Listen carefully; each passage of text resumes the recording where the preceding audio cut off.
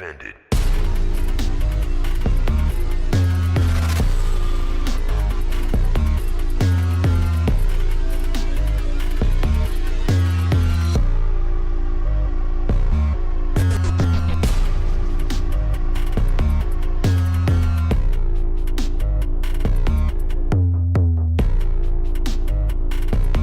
TGG, this was the phrase we thought of.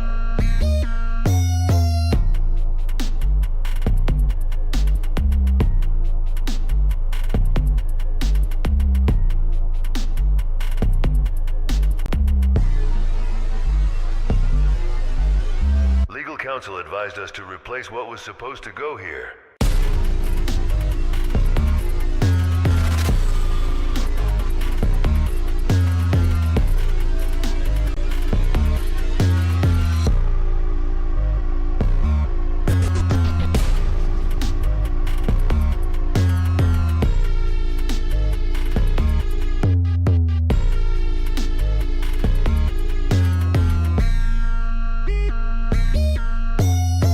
TGG, it isn't funny until someone gets hurt.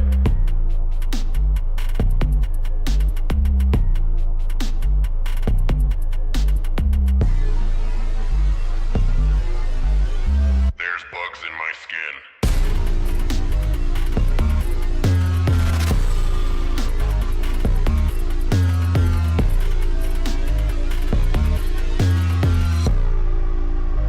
You're responsible for me.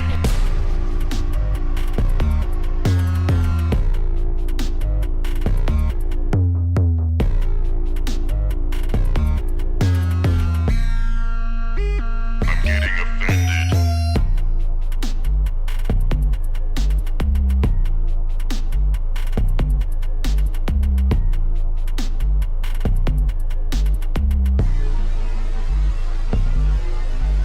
I'm a big fat gamer. Maybe I should have screened.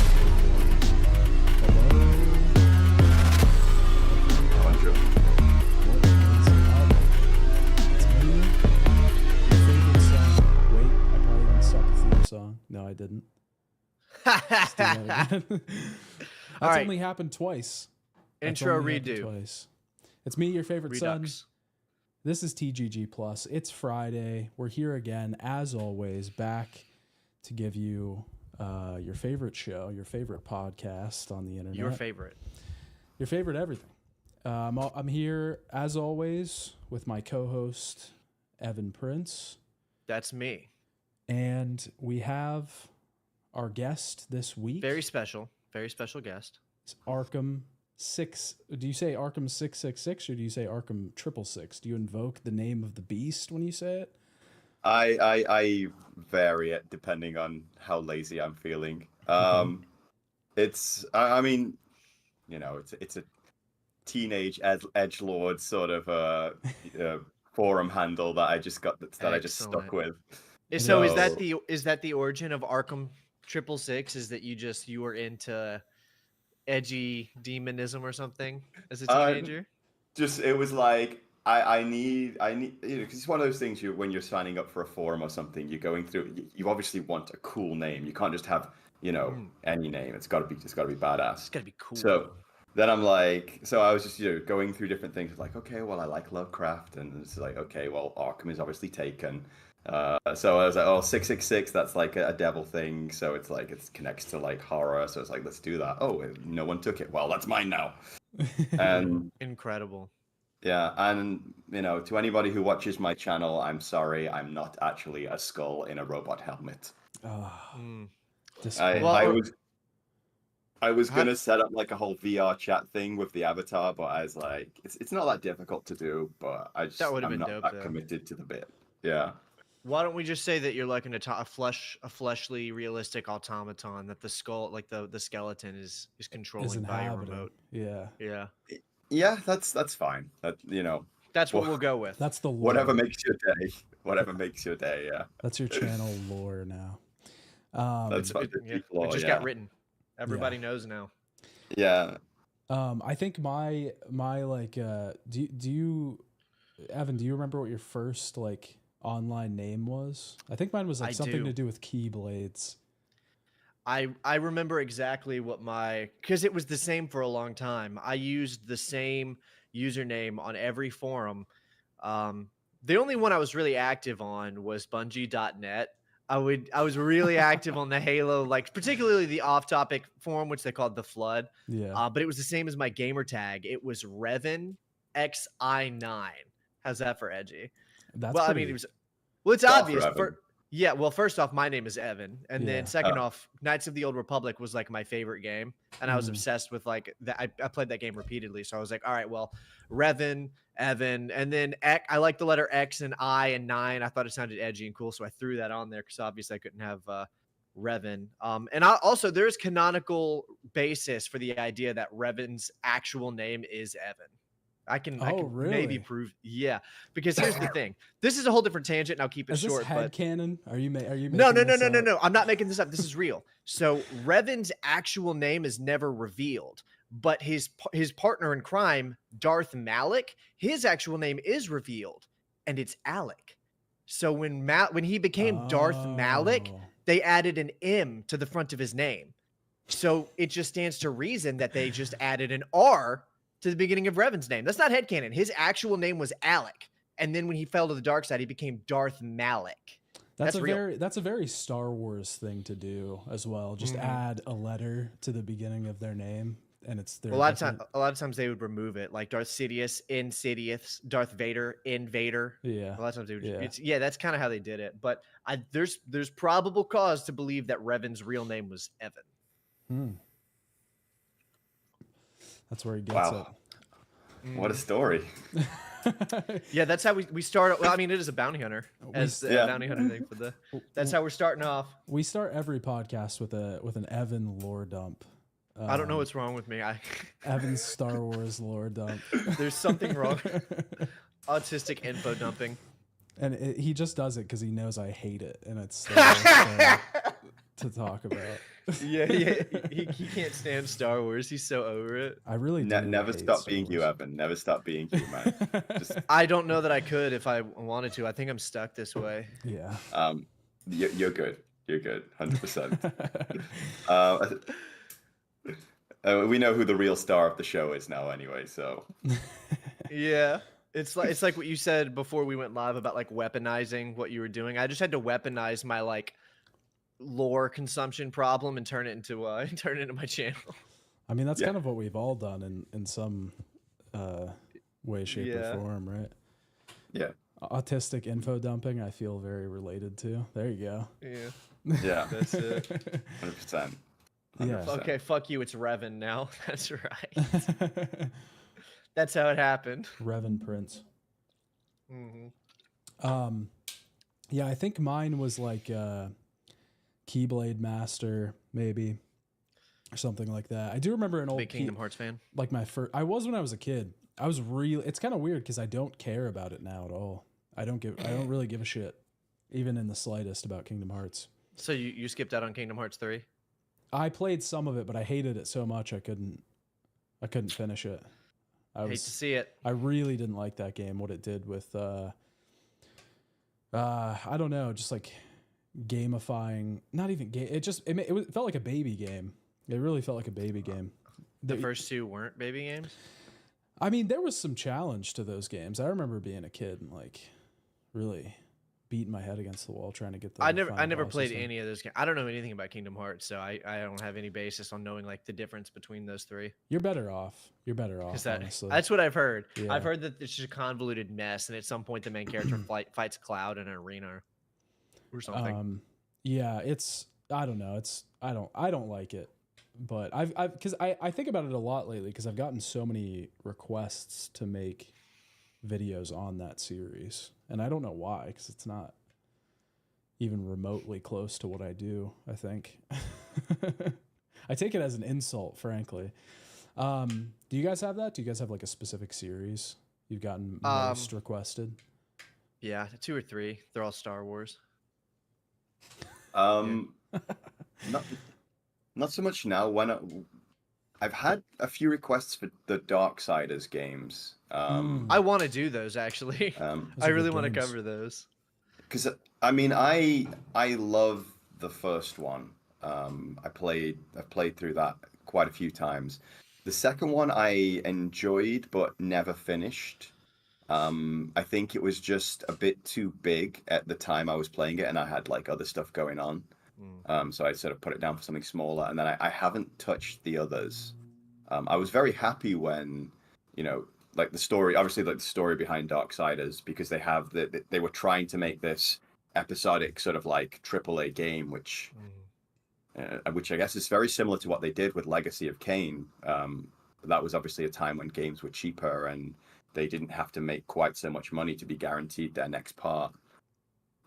So obviously, like, at the end of Darksiders 2, we're still left with this immense cliffhanger, and the whole thing went under.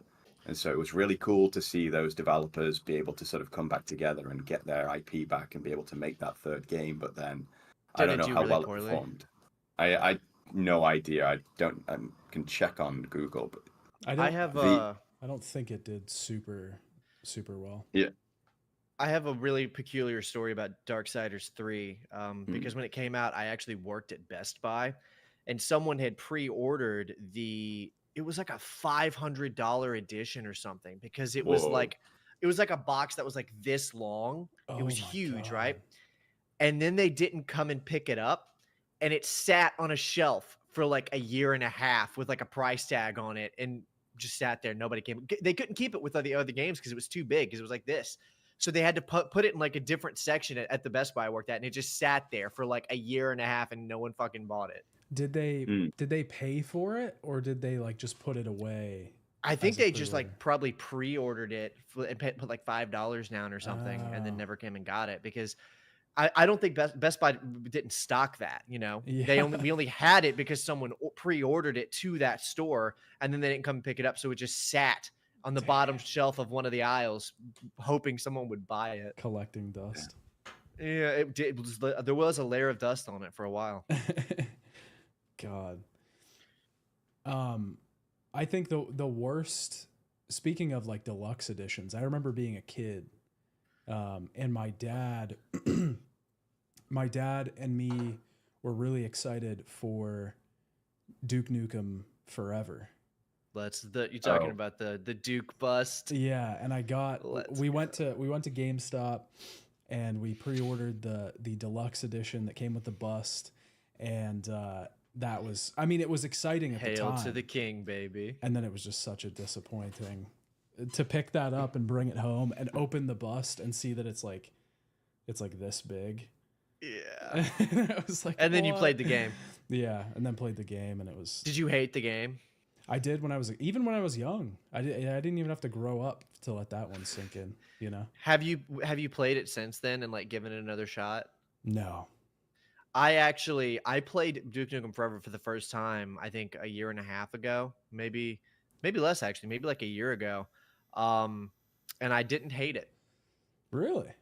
Yeah, so I didn't think it was a very good game, but I didn't play it when it came out, so I don't know if like issues were patched or something, but I played through the whole game and I was like, well, that was a very mediocre experience, but it was competent. It felt like if it had been released 4 years earlier than it was, it probably would have been a lot more appreciated, because it felt a lot like a 2006 shooter, and the problem was that it came out in 2011. Yeah. That's kind of the vibe I got. Yeah. That's the exact story I have about Deus Ex Invisible War. I'm a huge fan of the first game, and I was incredibly disappointed with Invisible War when it came out, especially. I was optimistic right up to the point where JC turned up, and I was like, "What did you do to my boy?" Yeah. And I remember putting that game down, feeling very, very disappointed. I went with the burn everything ending. I was just like, I don't like any of these people. I'm just going to kill all of them. And then a few years later, I remember just reinstalling it for, I didn't have anything to play at the time. I was like, let's give this another try. And I was like, this is a perfectly fine game. It's very well done. It's got its problems with, it was developed primarily for the original Xbox, so it's still got those issues of like very short, very small areas, lots of loading screens. Not a big problem on a PC now, because those loading times are like that. But yeah, I was like, yeah, this is actually a very good game. It's just not a good sequel to Deus Ex. It just that everything that game had is just not there. Yeah. It's Son and I have talked about that before. Yeah, it would be better if it was under a different name. I think it had a lot to live up to, and I think like even tonally it was really, I don't know. It just because I think that's the biggest thing, and I talked about this in my Deus Ex video, but that was the biggest thing that appealed to me about the first game was just the tone, and I think that was where I talked about the whole idea that like conspiracy theories were cool at a certain point. And me and Evan talked about that a lot, and how the fun of conspiracy theories has kind of gone away. Like I feel like you couldn't make X-Files anymore without it being like real life, It would have to be about like real shit, and then it would just be not and it would fun. be like emulating like groups of a certain kind or something, and it would just be really lame. Cat Gold Chain with the $5. Thank you. Let's go. Your videos are incredible, and I love your content. Keep up the awesome work, brother. Thank you, pal. I appreciate it. Absolutely. But it just feels. I think after I obviously I think the other games did well with it, but I think that game was the only game that like truly captured that idea of like the weird, edgy, grungy feeling of conspiracy theories. That's the atmosphere and tone of that game are actually why I think I'm so soft on it. I really like the setting. I like the tone. The graphics are like that perfect sweet spot where it's like that's my favorite like era of video game graphics. But the problem, I actually think Mankind Divided is the weakest of the four. I dislike that one. I dislike that one more than I dislike Invisible War. Wow. I quite enjoyed it. I think it's so Hot takes boring. inbound. I think it's boring. I think Mankind Divided is boring. And I remember, again, Mankind Divided for me had the same problem you said Invisible War had for you. Because I thought Human Revolution was so good. And then I beat Mankind Divided, and I thought when I beat Mankind Divided, I had just beat the first act, and then I was in for the good part of the game, and then the credits rolled, and I got so mad.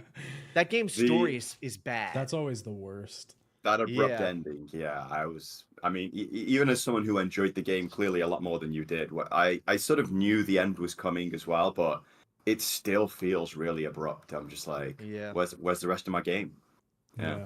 I remember because I went back and I replayed in Human Revolution during the pandemic situation, and I had such a good time with it. I loved it. And then I said, okay, I'm gonna go through Mankind Divided now, just because I had it. I played about halfway through, and I got so bored. I just stopped. I didn't finish it. Damn, that's rough. Oh, I finished a video game in the chat saying Invisible War actually outsold the original. There is absolutely a narrative about its failures that ignores it was a big financial hit for Ion Storm. I feel like if you take it as a console spinoff, it's pretty good by mid-2000s Xbox standards. I agree with that. Yeah. I think that's a really good way of putting it. Thinking about it as like a spin-off instead of a direct sequel is a better way to frame it in the mind. Technically, it isn't. It doesn't have a numbered title, so it could be considered more of a spinoff. That's true. Yeah. And it's probably a better console because I tried playing the PS2 release of like the original Deus Ex, and I mean like there's some really nice graphical upgrades in there, but like even just things like the Statue of Liberty, the Liberty Island is in like two halves. I'm like, this isn't working for me, man. This is like it's definitely a PC game. Yeah. That's it. And it's the interface, that sort of System Shock-esque sort of a early immersive sim, messy interface with like all the tabs and stuff. You feel like you've almost got to keep a notebook to one side. It's very, very PC. It's very, very that era. It just feels like a PC game too. Like just everything about it just feels like, I don't know. It just doesn't make sense. Sitting there with a controller and playing it in a way, Yeah. Oh damn, there was some. My brain blanked. That happens. How old are you now, Stan? I can just sit here in silence. You got some people in my shame asking you. Got some people asking you about being on a podcast or something. Oh, okay. I know you've got a pretty booked out schedule. I don't know if you're gonna have time for that. Yeah, maybe not. I don't know. We'll have to see. Deus Ex, Fable 1, KOTOR 1, the holy trinity of surprisingly hardcore Xbox RPGs. KOTOR 1, that's your thing. Aren't you working on a KOTOR? Me? Yeah. Yeah. It's gonna be really fucking long. I'm expecting that video to be between 8 and 10 hours long, and I don't intend to have it.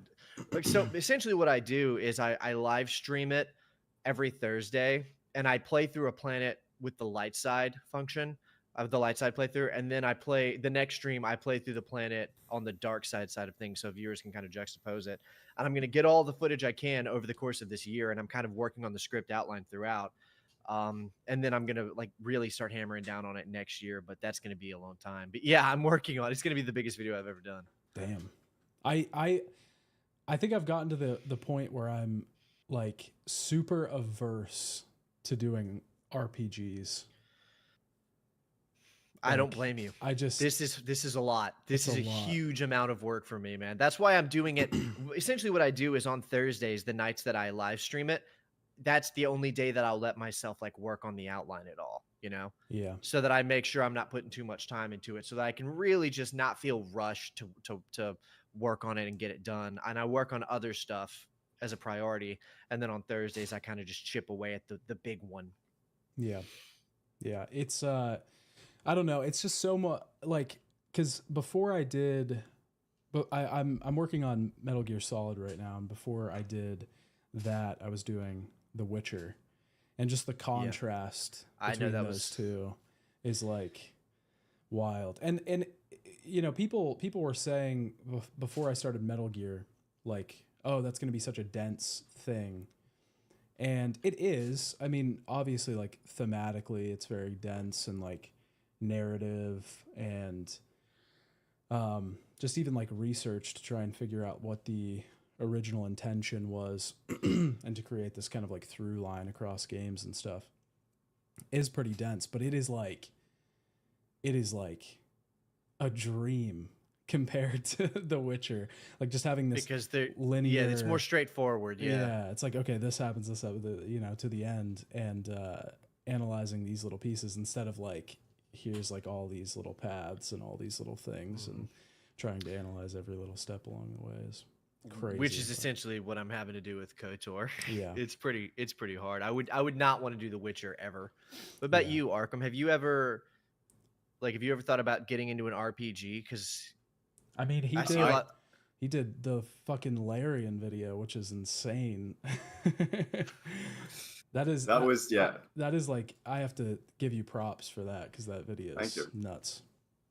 Yeah, I mean, so that took me about 6 months total, I think, from like when I first started playing, because I played Divinity Original Sin first, and the idea was I'm going to cover these in the game's story order rather than the sort of the chronology of when they came out. But the actual story, as I'm researching the story of Arian, how they became who they are now, that's way more interesting. Like, that's the real story of those games. Like, and obviously, like the climax of that last year was they put out one of the most amazing RPGs ever made, and just blew everybody. Like, everybody goes on about like what an amazing year 2023 was for games. If we can't really ignore what happened to all the developers, but the actual games was just amazing, what we were all getting. And out of all that, Baldur's Gate 3 is like just unanimously voted Game of the Year by everybody, by a studio that doesn't have a publisher, that, you know, they do everything off their own back, because they got screwed by publishers so many times. They were just like, look, the only way we're ever going to make the games we want to make is if we do it off our own backs. Yeah, and I know that Baldur's Gate was certainly more consumer friendly than a lot of the other games we've seen released. Yeah. And like, yeah, I mean, a lot of people who played Baldur's Gate and then went to Original Sin 2 had a really hard time getting into that, because the way the armor system works, it's, you know, it's quite, I mean, I had huge problems with the last couple of, like the last chapter of that game, like maybe 2 chapters of that game. I had to go to Reddit and be like, what's wrong with my character builds here, guys? Because I'm just getting destroyed constantly. And yeah, it was like there was and that was interesting for me, because like the response was, you're not doing enough damage. It's like don't worry about your constitution, don't worry about your hit points, because once your armor is gone, you're going to be constantly piled up with status abnormalities. You're not going to have a chance to do anything. So your job should be to kill the enemy as fast as possible. So put it all into your offensive stats. And I was like, that seems like a bit of an oversight. You know, it's like I'm used to having a tanky warrior with very high constitution and high hit points as well as armor. So the idea that like I'm going to take all of those constitution points and just put them into his strength, but it works. Like you say, I mean, you can respec very easily in Original Sin 2. So I went and I just put everything into the primary offensive stats for all the characters, like basically min-maxed. Went in there and like my rogue was wearing like armor from like maybe like, because it's about, you go to like level 20 in the game. I had the special DLC armor that gives the rogue like permanent wings, and it's too good not to, you know, it's too good to pass up. Like the guy can move around so quickly, and I was absolutely decimated. I went from like just being destroyed all the time to decimating enemies in like a couple of turns before they could ever do anything to me. And I was like, wow, that is very different to what I've expected from a lot of RPGs. So yeah. Mm-hmm. Yeah, I think the thing with RPGs for me too is I like to be, when I cover a game, I like to feel comprehensive in a way. And even if I missed stuff, even if I didn't go over every single little thing, I like to feel like I was like, you know what, I gave it my best shot. I played like with these Metal Gear Solid games, I've been playing like each game multiple times on different versions and really just like nailing like, okay, I know everything about this. And with RPGs, it feels like you do have to put in like 6 months to be comprehensive. You know, if you want that feeling, it almost feels like you do have to play it like 6, 7, 8 times, like with different builds and things, especially games that have branching narratives and stuff or optional dialogue. It almost never feels like you're like, oh, I'm satisfied. I know everything. I've mastered this. You know, it feels like you're never there. Yeah. And I had that feeling, like I was replaying Disco Elysium earlier this year with the charisma build, whereas my first build was the intellect build. And the charisma build is just wild. Like you have like your tires talking to you. I'm like, the hell is going on? And I was just like, wow, there's a lot of stuff I missed when I made that video. Like, because I built up so Inland Empire is like the Summer Mark calls it the Malkavian stat. I built that up gradually during my first playthrough, so I got some of that wild stuff. But playing the charisma build and having it very high from the beginning, I was just like, there's so much stuff that was just hidden from me playing like the intellect build. I'm just like, wow. So that is one I have to revisit at some point for like a video and just be like, yeah, I've now done it with all the different builds. Yeah. And I've read most of this script, which is like over 1 million words, and it's insane like how much work that would take. Yeah, that game is good because it feels like when you replay it, it's not you're not necessarily seeing new, like the game's main story doesn't change drastically. No. Like there's not that many branching paths, but the optional stuff that you can interact with is really cool. So it doesn't feel like you're really missing anything out if you don't play it again. But if you do, then you get to see all these other little things and the lore of that world they've created. That game, I love that game. That game's probably in my like top 10 games of all time, to be honest. It's unique as well, isn't it? It is like there isn't really anything else like it. Yeah. But it is also, that is an example of choices actually mattering, because you know a lot of games that put out this choices matter narrative are really telling you that there's going to be a good team and a bad team. You know, they're a little more subtle about it these days than say from the times of like, for example, Knights of the Old Republic. But ultimately, the good team and the bad team are going to make you do the same missions. You're just going to wear a different colored shirt. Yeah. Whereas, like, I mean, like, an example of a game where choices really matter would be a farming sim. like what things you what seeds you put on the land at what time of the year, what you feed them. That's going to have a huge impact on your long-term game experience. They And- kind of matter in Detroit Become Human though. That's an example of like actual choices resulting in different missions that you won't see. You know, That's There's a interesting. lot I still haven't played that. yeah. There's actually there's a significant amount of missions that cannot be played depending on the playthrough. Yeah. That's good because that's Yeah, it's there's a like lot of stuff you can't see. that's the thing. It's the same with Disco Elysium, where it's like you are withheld content depending on what stats you put into your build, and that's something a lot of especially AAA games are scared to do these days. Like in Particularly Morrowind, Bethesda. yeah. But that's like in Morrowind, they had 3 great houses, right? And whichever one you chose, that's it. You locked out the other 2. Go make a new character. All right. But yeah, Oblivion, Skyrim. I love Skyrim, but like, yeah, there's very that. I still haven't played Starfield. I've got no idea what that's like. Don't. But yeah, Don't. Don't. like the reason I got into 3D modeling was because I wanted to mod an old anime character into Morrowind, and I've done a lot of modding since then, and I'm just like, I want to put Doom things on Mars in Starfield, but it's just like Wouldn't be worth it. yeah. Yeah. I don't know. I mean, yeah, probably not. Yeah, based on what I've heard, I wasn't as. You'd be better off just putting RPG mechanics in Doom 3, honestly. Yeah. Making your own Starfield in Doom. Yeah, you'd be better turning Doom 3 into Jack and Starfield Hookers. than you would turning Starfield into Doom 3. Yeah. Yeah. That's it is. I am disappointed, and even like people. So am I.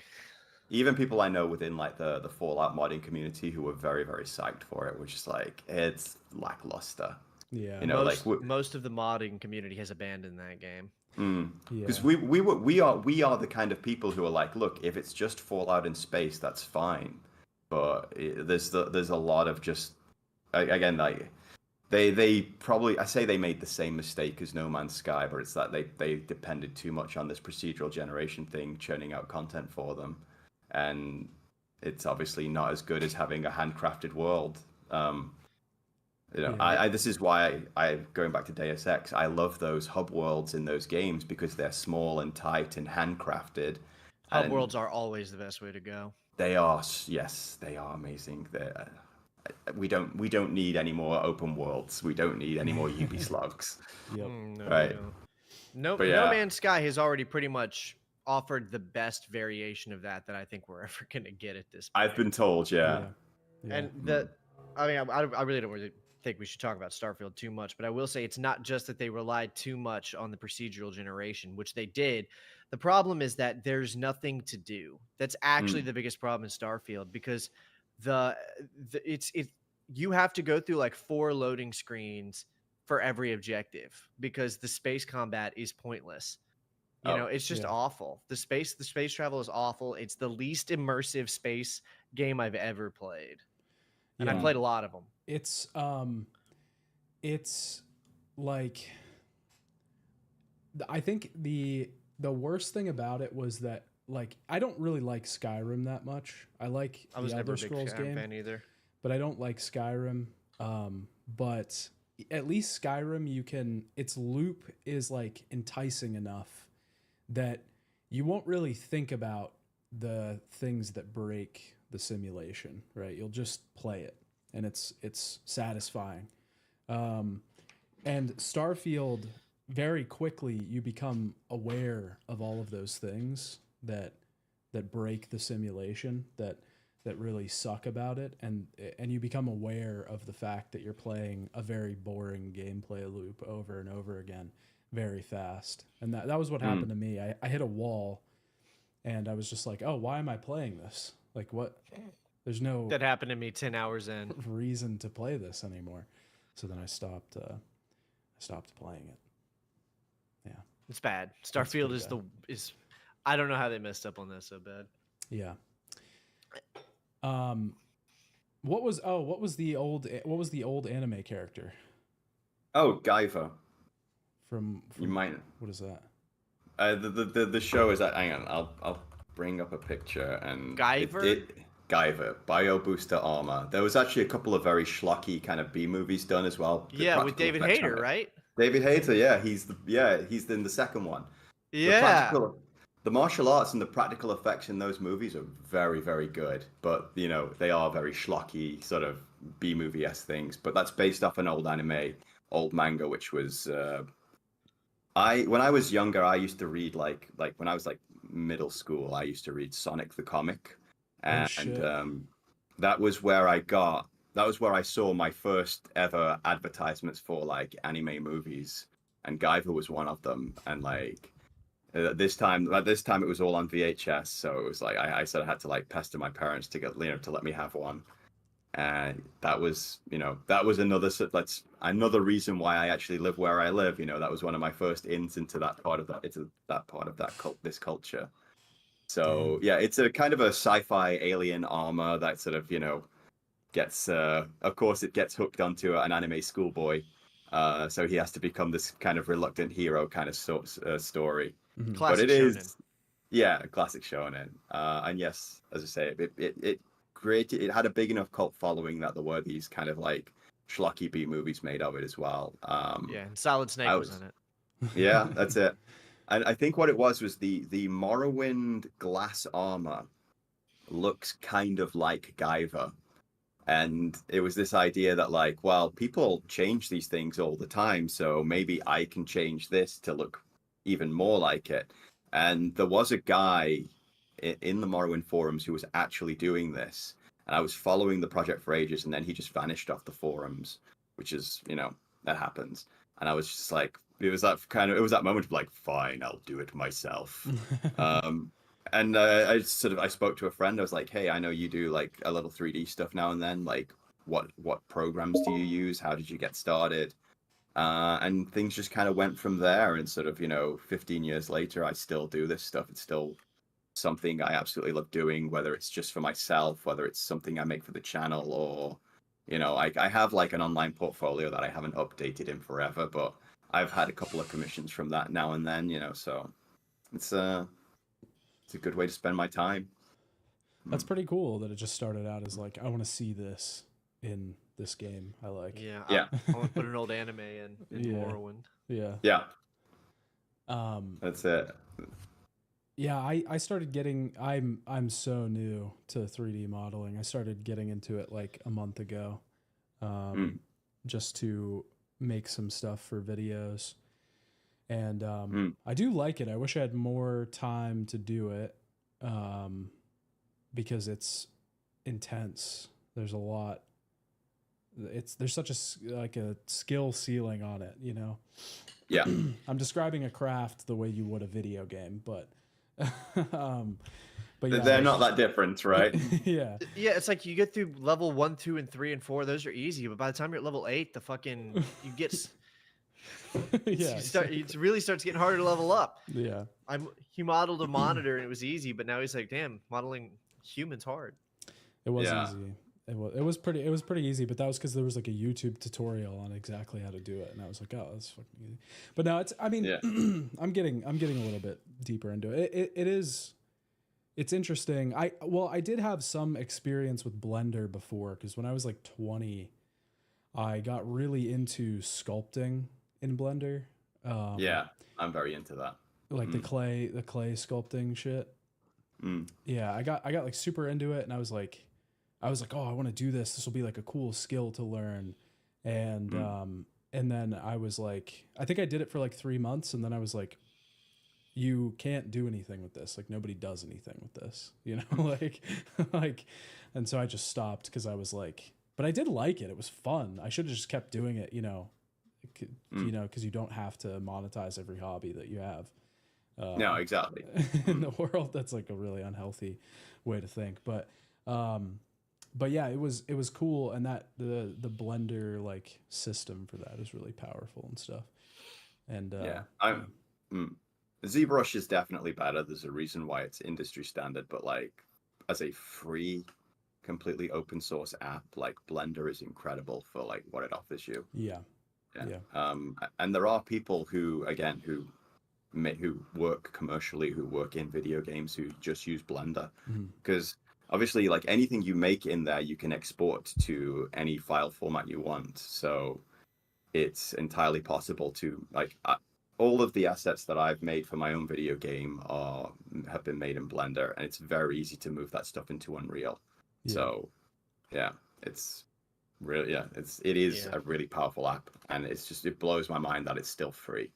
Like And even though every they, developer ever is Blender going to be gang. using Unreal Mm. in like 10 more years. Blender cells in chat Mm. represent. Blender cells.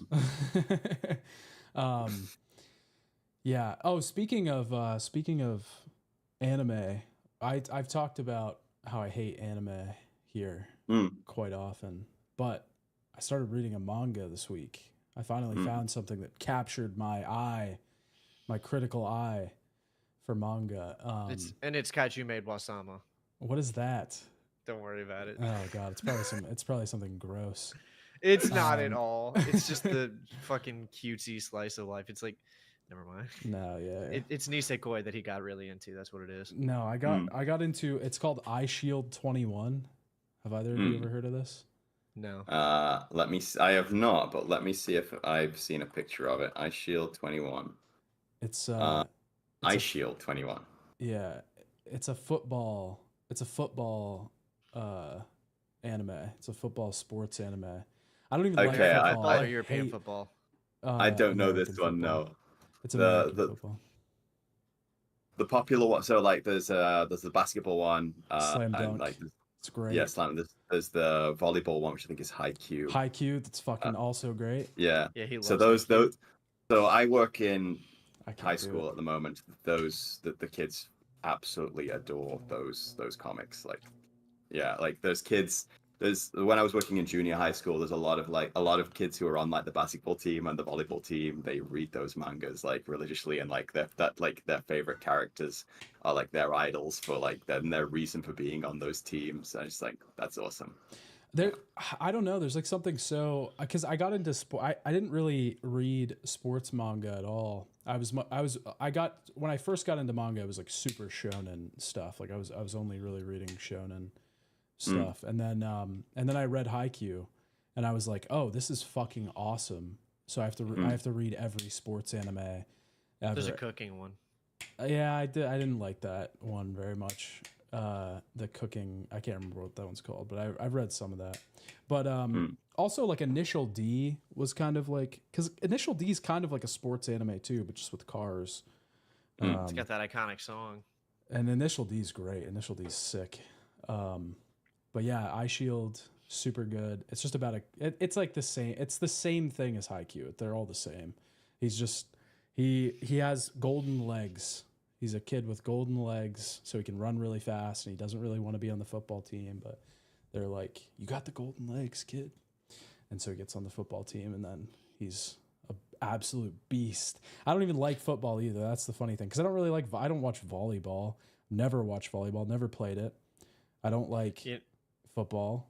You know, say what you will about anime, but at least a lot of it is like really like positive and like motivational or inspirational. You know what I mean? It's wholesome. Yeah, very wholesome. The wholesome animes are very wholesome anyway. Yeah. That's the only ones I'll watch. I'll only watch like wholesome schlock shonen animes like Attack on Titan or, well, that one's not very wholesome, but My Hero Academia. Yeah, that's like the Dragon Ball least Z. wholesome. I think it's wholesome I actually think that it's very positive and optimistic because like it puts a lot of weight on the character. So the moments where he's like, you know, I'm going to do what has to be done, blah, blah, blah. It just makes it more impactful because you see how hard the world is, you know?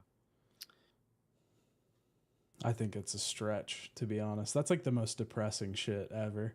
I don't know, dude. When I was younger, I like that show was like the hypest thing in the world to me. I was always super inspired by it because the gravity of the situation made it so much more impactful when the characters would be like, okay, but we're still going to do it anyway. You know, I always found it to be very inspirational. I'll give you inspiring, not wholesome though. Okay, maybe not wholesome. Yeah, but yeah, definitely inspiring. I'll take that one. I see what you're saying. Yeah. We should probably talk about the fucking bounty hunter Right. Yeah, we've been dancing around like nearly an hour now. Yeah. I forgot about it. It's okay. We're just here to chat, aren't we? So Here, wait. Here's perfect timing. I gotta go pee. Oh. There's an article on screen that I pulled up. Awesome.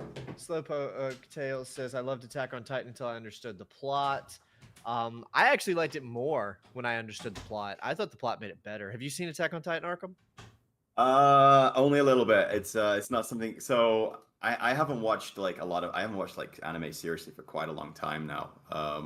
Just something I dropped out of. Probably about the time it's something I dropped off from probably at the time Naruto got really popular. That's fair. I never really. I never got into Naruto. Like my friends were super into Naruto, and then they got into Bleach, and I'm like, yeah, it sounds nice, but I don't want to go through like hundreds of backlog episodes. And Fair. like, yeah, and it's also the same as like I know people over here who are like super into One Piece, and I'm like, I would love to have a conversation with you about this, but I do not want to go through like hundreds and hundreds of like backlog to like to get up to speed with you guys. You know, especially like I just don't have that kind of time. And yeah, my media these days are books and games. I read books, I play games, and I consume content on YouTube. A lot of it tutorial content on how to do things in Unreal. Oh, it was Unity for a while, and then Unity dropped the ball massively last year, so I moved over to Unreal. Understandable. And then, so yeah, I don't have a lot of time to commit to watching a show. Yeah. I will get a 1 month or 2 month subscription of Netflix around December time, so like during like the holiday period, and I'll try to catch up with anything that caught my eye. So that will either be anything to do with He-Man. Last year I watched the Onimusha anime on Netflix. I'll probably try to catch up with anything Castlevania related. And that's probably like I don't even watch things like Stranger Things anymore. Like I'm just like it sounds great. It sounds like something that was made for me, but again, not that hyped. And then as far as movies go, if I don't see it at the cinema, I probably won't. That's fair. Again, big John Wick fan. Still haven't seen the fourth one just because I didn't have time to watch it. It's the worst. It's the worst of the four. Yeah, I really didn't like it. That's a shame. Yeah, I was certainly not a fan, and I really liked the first three. But speaking of this Bounty Hunter remaster, I saw you also put something on Twitter or X about it. Did you play the original at all?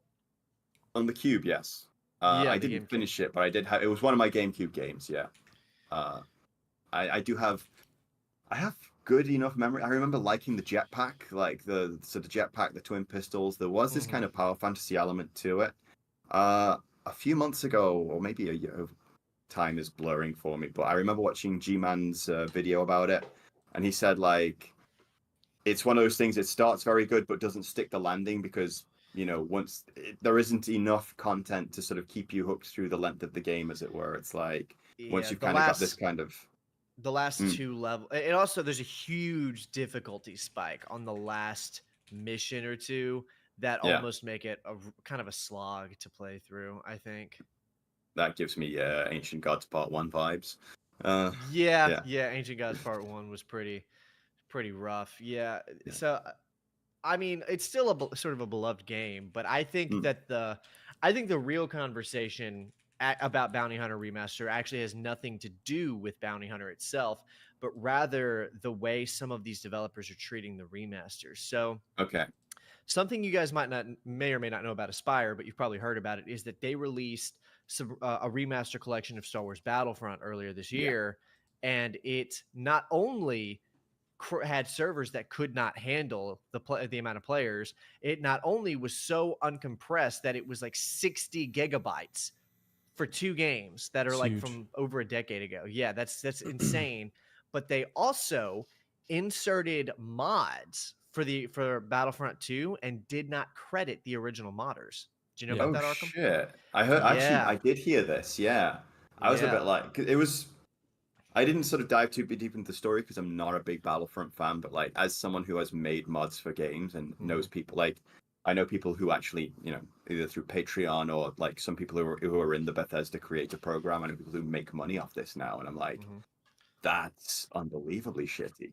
Yeah, Yeah. they included mods. It was a and small then, thing too. It was like a light, like an orb light texture It was like or something. it was an animation for Kit Fitzo, It if I'm was not so mistaken. yeah, it was so dumb to just like use that incredibly small thing and then just not credit them, you know.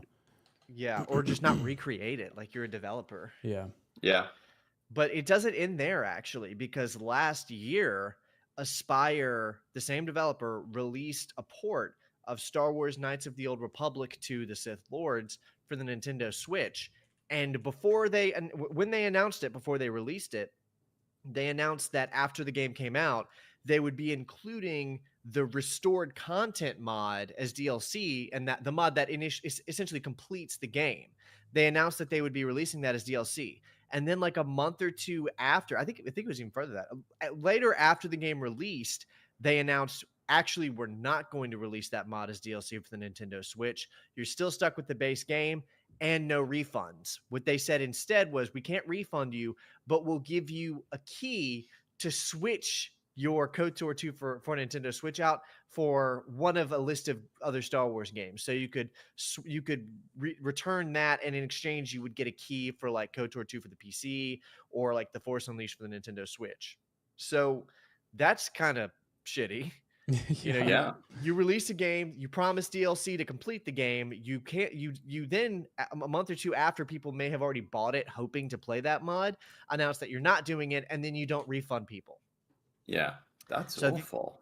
this is the developer that is developing Star Wars Bounty Hunter, and they're already promising extra content like a Boba Fett skin and a few other things. They're already. I mean, I just don't know how to feel about these kind of remasters when they're handing them to developers that do things like this, you know? Right. Mm. Do we have any It's- thoughts on this? I mean, I think it's always, I think we've gotten into a place now where it's weird. And I remember, you know, 5 to 10 years ago or something, like remakes and remasters weren't approached with such immediate optimism, you know, like it was a lot more hesitancy. Aspire actually did the Deus Ex port to Mac back in the day.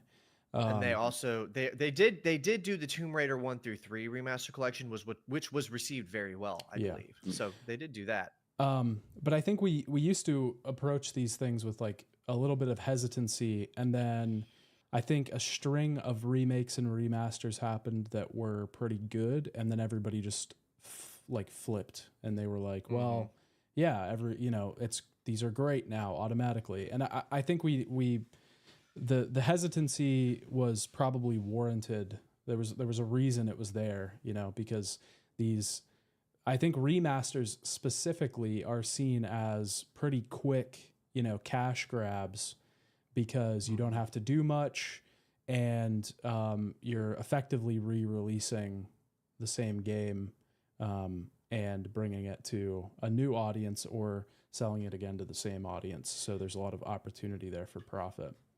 And it's really interesting that you say that, because there is a little fact about Aspire that I want to say. So Aspire actually, they do not have goodwill with their consumers, right?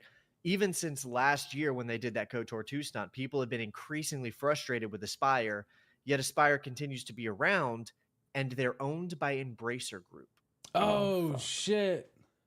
Wraps, it all comes full circle. Well, a studio, Embracer is known for shutting down developers left and right, but this developer that has really, really bad fan reception continues to develop, which makes me think Embracer likes the fact that they put very little effort into these remasters or these ports, and then they cost very little money. It makes me think that Aspire is dishing out shit and asking for very little money, and Embracer is like, keep them around. They're making money and they're costing us very little money. Yeah. You know, that it goes to show you what Embracer wants. Embracer wants a studio that doesn't put work or money into their ports, but costs them very little money, because that's the studio that's still here. Yeah. Embracer has shut down all kinds of studios. Aspire is still here.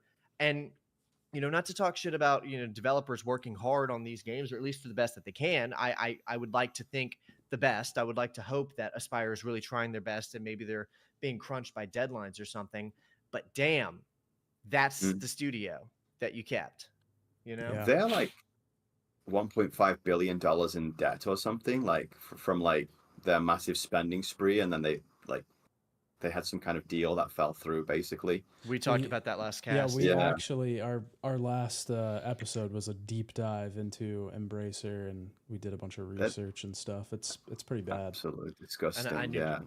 Yeah. And I'm glad we talked about Bounty Hunter because it ties it right back. Yeah, that's Yeah. Right back to Embracer. That's funny. Yeah, I mean, there's just really no telling. I think, but I think these things should always be, because there's so much opportunity for like scamming, that I think they should always be, you know, approach them like you would any game that you're not sold on yet. You know, like if you're gonna feel it out and see what reviews say, see what people you trust say, look at gameplay when it comes out or whatever, then do that and wait. Don't just get it day one or order it right away or whatever. I mean, I guess with Steam it doesn't even matter now. You can just fucking refund it. But that's what I actually did to the Battlefront Classic Collection. I did buy it and then I refunded it after like 45 minutes. I couldn't play it.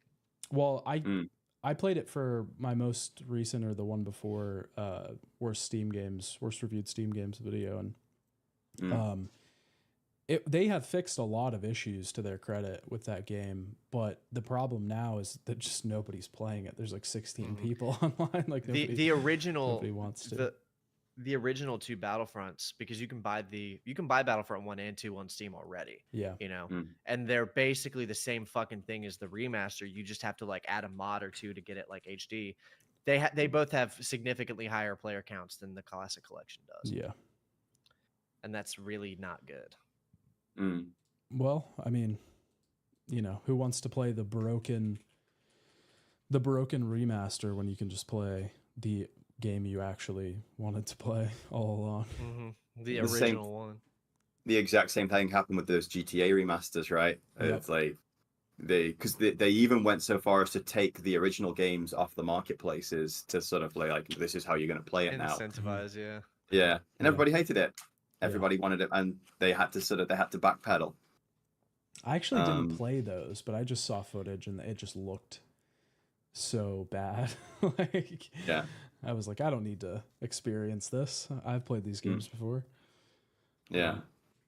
I mean, like, there is a huge as happened. So GOG basically more or less shadow dropped Resident Evil a couple of days ago, right? And it's like, there's definitely an outcry to play these old games to have access to them in a way where it's like one-click download. Here's the game I played 20 years ago, and I don't have to do anything for it, right? Yeah. It just works. And so that is great. I love that there are developers doing that. Shout out Night Dive. Yeah, Night Dive one. Yeah, they want to do. I think they want to do Deus Ex as well, actually. Yeah, they've talked about that for years, actually. Yeah. And it's like, I'm glad that this exists, and I don't mind that they're effectively selling the game to me again, providing it's not an unreasonable price. One reason, like I've had Baldur's Gate Dark Alliance 1 and 2 on my GOG wish list for quite a long time now, but I'm just like, I am not paying, $30 for like a 20-year-old game that you don't even have online play for. It's like, I did. It's just like, I paid $30 for Star Wars Dark Forces because I wanted to incentivize more better like remakes bringing old games to consoles. That's fair enough. You got to vote with your wallet. That's actually what I reviewed that game, and in that video I said, look, $30 is probably too much for this 25-year-old, 30-year-old game. But it just seemed like something I needed to do if I was going to be, because I sit around constantly and I whine about people bringing old games to like porting them to modern consoles so people can play them. So when Night Dive finally does it, and it is a really high quality, well-made remaster port, I got it. $30, whatever. I have it, vote with your wallet and all that. That's reasonable. That's very reasonable. Yeah. It's a good point though, because like the idea of, you know, the remasters or the ports, like the preservation of it is good. You know, I've been guilty of whining about Silent Hill 2 not being, you know, easily available to audiences before this remake, but I think the sentiment is good. I think it's just easily corrupted by a lot of people, and extremely low effort implementation of it. That Dark Forces port by Night Dive was, and some people might disagree with me, but I think it was in essence a perfect port. It had remastered sprites that looked beautiful, and you could turn them off. You could play with the old sprites if you wanted. You can turn on the new sprites; they look way better, but you can turn them off if you want. Two different versions of the music with the, you can do it MIDI or you could do it with a different sound system for better authenticity. You could turn off all of the cutscenes were redrawn by hand, no AI, so all redrawn from hand, animated, reanimated rather for the. It perfectly optimized, huge amount of settings, POV settings. You could turn on and off the crosshair. It's pretty much the single best way to play Dark Forces now is to download it on Steam from Night Dive. And oh, did we lose him? I think he's just gone into kind of like a hibernative state. Oh, like, he's recharging.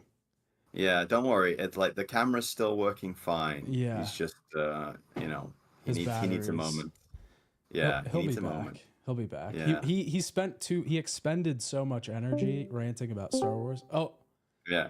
Did that fix it?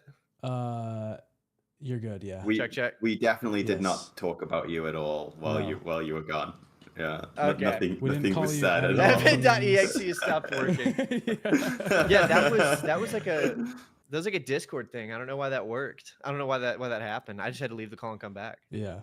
That's Oh. okay. Either basically what I was saying is when a developer finally does release like everything that people have been saying that they want, and people still refuse to buy it because like, no, we wanted you to do all of that and then release it for $10. You know? Right. Yeah. Yeah. Okay. Yeah, that's reasonable. Yeah. Mm-hmm. Like, you should charge what you think your product is worth, I guess. Yeah. When you got all kinds of people who are willing to give you the shitty remaster for the price that you want, you know. Yeah. But if you want the good remaster, you better be willing to pay for it when it comes out. So I did drop $30 on Dark Forces, and then I went on to say, yeah, I'm happy to pay it because I want Night Dive to keep doing this, and I don't want other developers to think they can keep getting away with shitty remasters. Right. And just bring in all that background, it would be very nice if Star Wars Bounty Hunter was not only a one-click download and it's on your computer, but it was also was actually the best way to play the game at this point going forward, right? I really hope. I hope so, man. I enjoyed it. Like, I have good memories of it. Again, it's one of those like, I don't know if it's gonna hold up when I play it, again. But at the time that at the time when I had it and I played it on my GameCube, I mean, again, it's like it's very difficult to separate the nostalgia of that era of my life from the actual game I was playing. It's something I'm very aware of when I'm writing my scripts, and I even talk about sometimes in like some of my retrospective videos.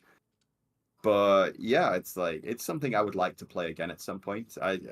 Earlier on when we were talking about it, I had to go through like one of my external hard drives to see if I still had like the ISO, so I could try running it through the Dolphin emulator. But you can do a PS2 ROM too as well if you own a legitimate copy, of course. Yeah, of course, and you rip it. Is there? Do you guys have any games like that where you're like, oh, this was great when I was a kid, and then you go back and it's just fucking terrible? Shenmue. No, dude, Shenmue's great.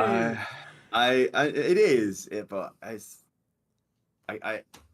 I don't know, man. It's not the game that it was in my head. Can find any sailors? I have been to Yokosuka. Okay.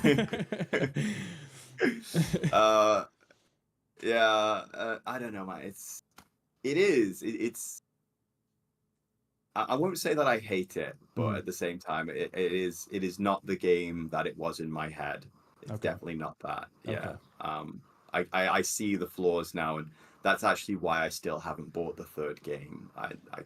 It's absurdly cheap on sale. Yeah. I might get I might get all 3 of them in this Steam Summer Sale. It's like there might be a video here as well. I don't know, but Yeah. it is very hard to go back. Yeah. It's very hard to go back to that one. I haven't played the third one either. I'm hesitant to, but I do love. Oh god, those games are so fucking good. There's something really comfy about them, and I actually think with those games I didn't have nostalgia with them because I didn't play them when I was a kid. I didn't have a Dreamcast. I did. The cool kid. I didn't have a Dreamcast either.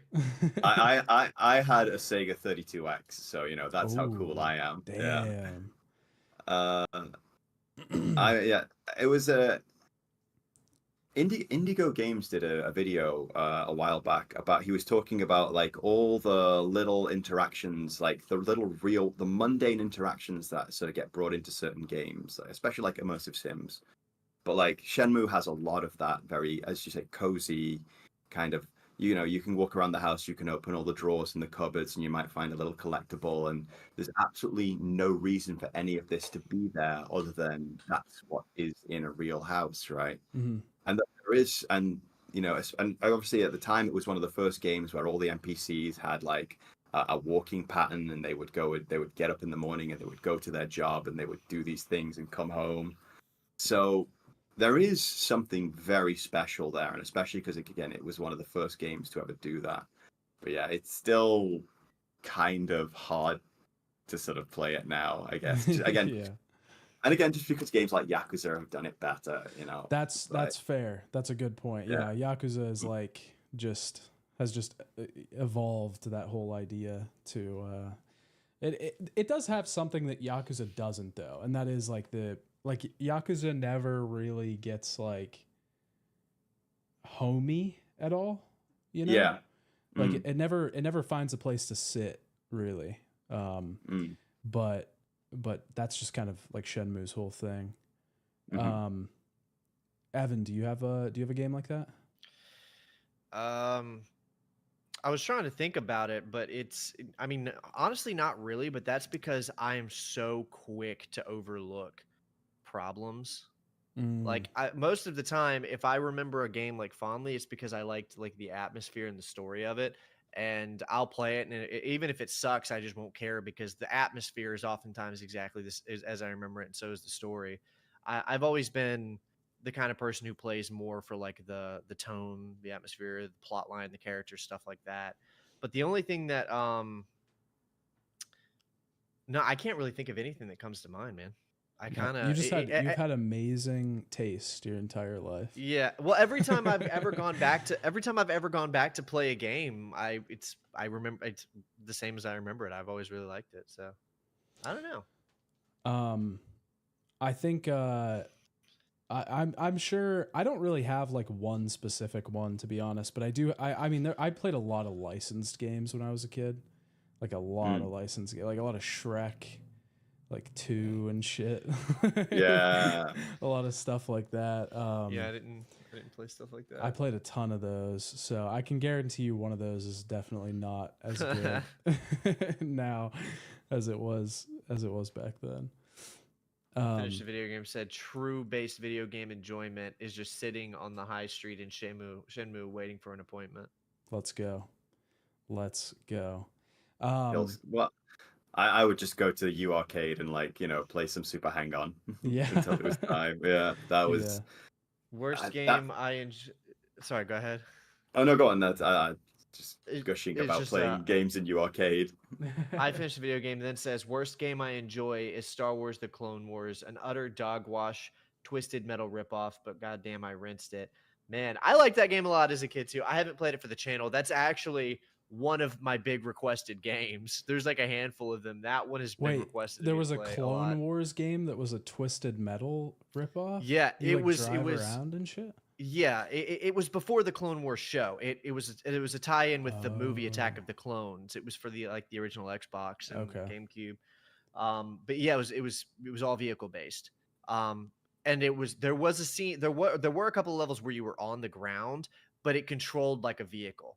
So you played as Mace Windu with a purple lightsaber, but it controlled the same as if you were controlling a vehicle in Twisted Metal. That's It was weird. really weird. It was pretty bad. That's Yeah, odd. you had to stop Count Dooku and his like Reaper device or something. It sucked. What I the loved hell? it though. I loved that game. My one of my, I guess, like slightly more obscure Star Wars games that I loved was there was a Star Wars arcade cabinet, which was like basically like a I know rail the exact shooter. one you're talking about. I know The- exactly what you're talking The about. one with the lightsaber Yep. bonus, but Yep. I put so much money into that thing. I was like, The thing was and awesome. especially, yeah, I would love to see that sort of ported to like a console. So I would buy a joystick for that. You know, it's just like, that was awesome. Yeah, it did bring in Ulick Drama. I finished the video game. I actually, if I'm remembering correctly, the scream in when Yoda is sensing Anakin like killing the Tusken Raiders, you hear Qui-Gon, and if I'm remembering correctly, the scream that happens after Qui-Gon is supposed to be Ulick Drama. Sorry, it's Star Wars talk. Ulet It's okay. That's the name of his character. It's Ulick Drama. Star Wars names are so funny. They're the best. They're We should honestly hilarious. start naming our children. Just like George Lucas would. Yeah, I'm gonna name my son Jorah C. Bowith from Heir to the Empire. Jesus. They're just so funny. They you can tell a Star Wars name. Like you can tell. If somebody Just to be says clear, it.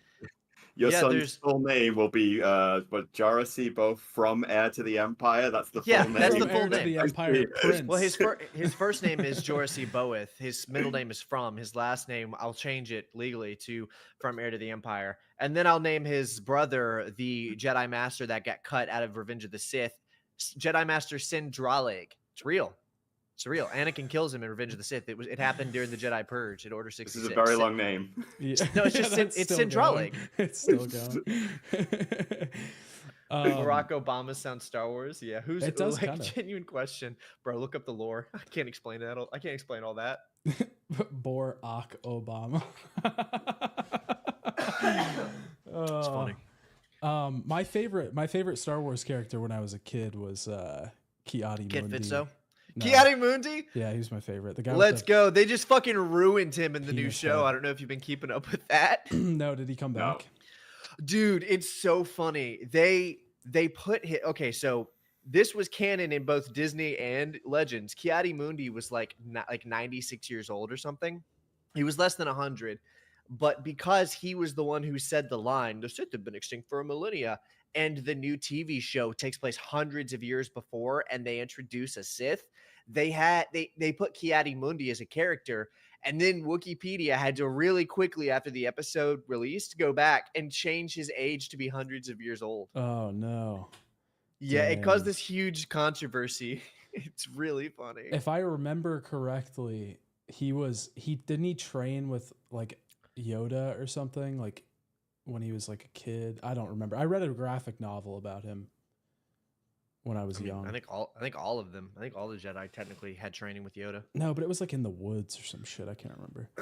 That may be the that's case. That's a long time ago. My Star Wars days are far past. Probably not a bad thing. Yeah, from what I'm Oh, hearing. I always have to like specify that like there's two existing Star Wars franchises. There's like the Disney canon and then there's the like old expanded universe canon. They are essentially two different series now. Like all of the stuff that's been introduced into the Disney canon at this point has basically turned it into a different show. Like there's a new Force. Like, you know, the Force, there's a new thing like that called the Thread. They Oh, introduced it in the show. really? The So now Thread? you've got the Force and you've got the Thread, and this is in the new show. Demon the Slayer. Thread is what these lesbian matriarchal witches. That's real. I'm not making this up. I swear to God, it's all women. I know. It's all. Just- I'm not it's being funny. weird. It's real. The witches call upon the Thread to create human life without the presence of a male. Is that like midichlorians? No, that's different. That's how Plagueis made Anakin in the EU. Oh, okay. No, this is different. They use the Thread to manifest life with only women. It's witches. It's like Demon Slayer. Yeah, I can see I've the never seen thread. it. He can smell a thread that he has to cut in battle to see where he should hit his opponent with his sword. He smells it because he has a really good sense of smell. No, it's not like Demon Slayer then, because that's actually pretty cool. It is and pretty the thing in cool. Star Wars is fucking terrible. Like a shark. Aren't all the Force witches from other stuff before Acolyte though? You talking about the Witches of Dathomir? No. Different witches, dude. Come on. Yeah, different witches. Our chat isn't up on lore. Okay, to switch the subject off Star Wars. It's in the title, dude. We're talking Star Wars today. we never talk about Star. We never not talk my about fault. what's in the title. I finished the video game, brought it up. All right, blame him. No, He was the one who mentioned Ulit Queldrama. Listen, this is Look at the comments. It would be funny if we made the title about Star Wars, and then I'm just adamant about this is a no Star Wars channel. That would be the best thing. Blame I finished a video game.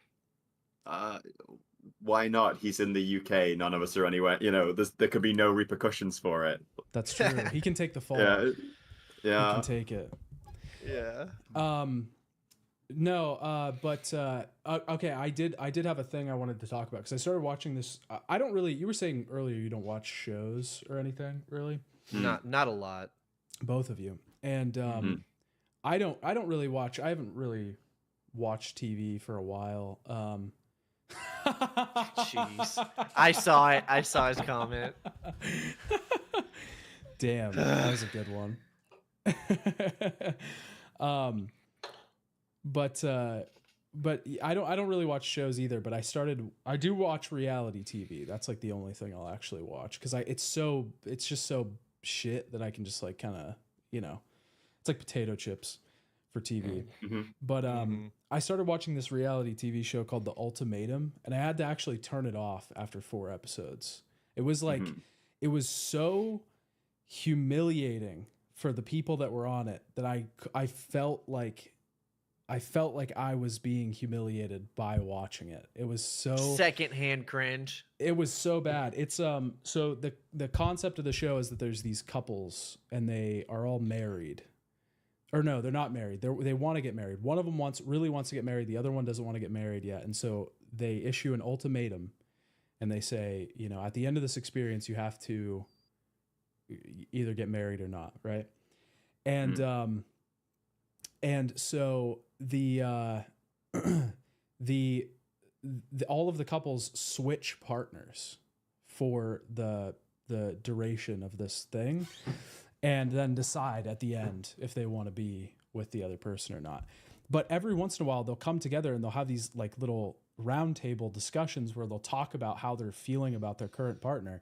And there's like what their ex is like sitting at the table and the other person's talking about how much they like this new person and how they're so much better than the other person.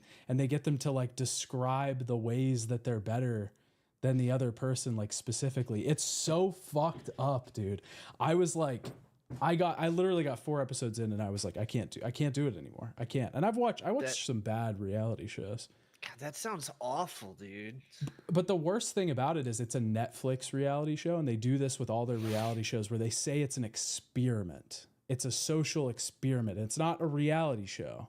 This is an experiment that people are taking part in, and it's for your benefit. And they like gaslight the contestants almost. It's crazy, dude. It's insane, but not in a good way. Not a good insane. I'd love to watch a 3-hour. Yeah, I should make a 3-hour video about it. Peak trashy television. It's not good peak trashy television though. I've talked about other reality shows on here that are like actually good, like shitty, manipulative like stuff. But this one was just like, I don't know. My girlfriend had me watch a few episodes of Flavor of Love, and it Dude, was such that one's trash, we had great. to turn it off. No, dude, I've seen all of that. She liked it. I've seen all it's of rough, that. man. That one's I really couldn't do it, man. We've been rewatching Jersey Shore lately too. Why do you watch this stuff? Have you ever watched Jersey Shore? No. It's fantastic. I promise you, dude. Watch like 5 episodes. You'll be enthralled. You'll never be able to turn it off again. But those first 4 are going to be awful. Yeah, the first 4, that's the worst part of the show. Every Jersey Shore fan knows the first 4 suck. No, it's great.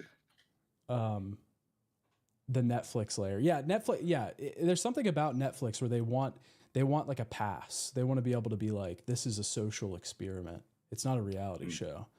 You know? I think, I mean, if he's the legitimate answer would be I think the seventh circle violence, because you are like basically the way they're treating each other on that show, and then the way the producers are treating the cast is like a layer of like emotional violence. It's pretty bad. Yeah, it's so I don't know. I was just so grossed out by it. I was like, I can't watch this anymore. I gotta go watch That'd be tan people get drunk and beat each other up in New Jersey. spray tan. The Jersey Shore pill or the Twilight pill? Like what, dude? I'd rather watch Twilight than fucking Jersey Shore. I'd rather watch Jersey Shore than Twilight. My girlfriend had me watch the first 3 Twilight films for the first time. I think last year. She doesn't really like them either. She just wanted to watch them because she watched them as a kid. And I came out on the other side saying, okay, but that's just like Marvel. They're just Marvel movies, but for girls. Yeah, they're really not any worse than like fucking Ant-Man 2. I saw Ant-Man 2 in the theaters, and it's the same fucking shit. It's all just slop. But it's not worse. It's the same thing. You saw Ant-Man 2 in the theaters? It's fucking terrible. I didn't see that one. I haven't seen It's that bad, dude. It's actually so bad that Lawrence Fishburne forgot he was in it.